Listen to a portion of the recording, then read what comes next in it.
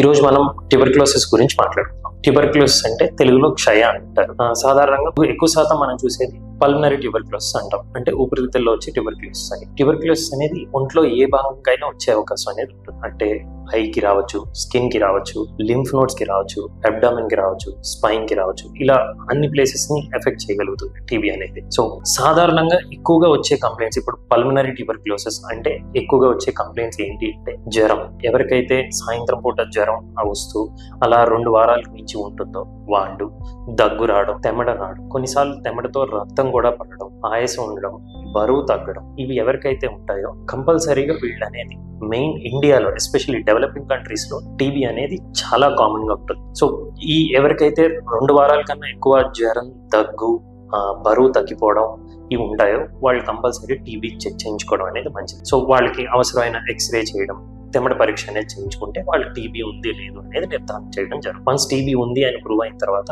Government హాస్పిటల్లో అది ఏంటంటే ఫ్రీ మెడికేషన్స్, ఇచ్చిన మెడికేషన్స్ 6 నెలలు తప్పకుండా, 1 రోజు తప్పకుండా కరెక్ట్ గా వాడడం అనేది చాలా ఇంపార్టెంట్.